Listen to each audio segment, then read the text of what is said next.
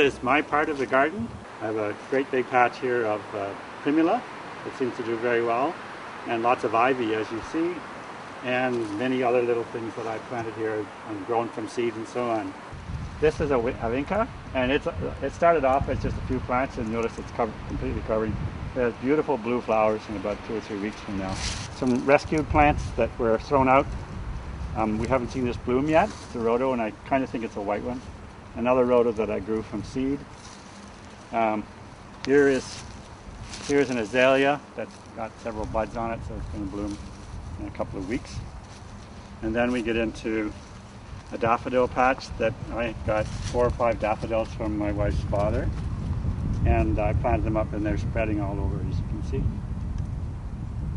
So that's my garden, mostly.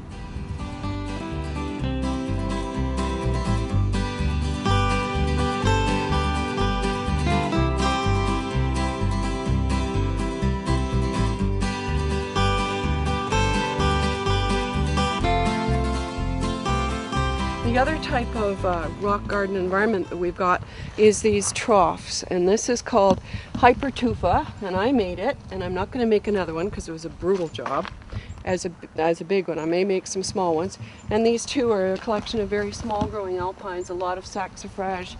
There's a very small pond that was scooped up by a backhoe, and then I lined it with a pond liner and built the little rocky edge around, and in there everything is natural. We have a native water lily that will hopefully bloom later this summer. There are some wild iris that come up at the edge, and we get a collection of frogs, some wood frogs that have laid eggs now, and you can see them in the pond if you look, and there's a wood frog at the end there right now floating.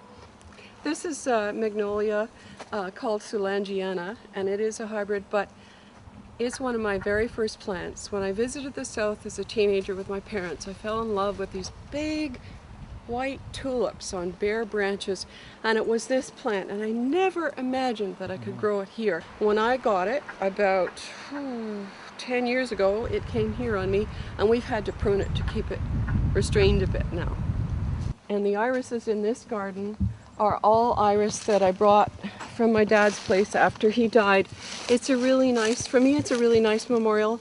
I have some plants that were Dick Steele's because I really enjoyed learning from him, and he was a very special person. That was at Bayport, and he's now gone. So I have some of his plants.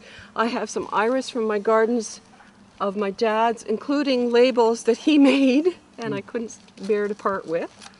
And I also have some lilies coming up that were my mom's favorite. So for me, plants are not only something I enjoy nurturing, but they also are mementos of wonderful times in the past.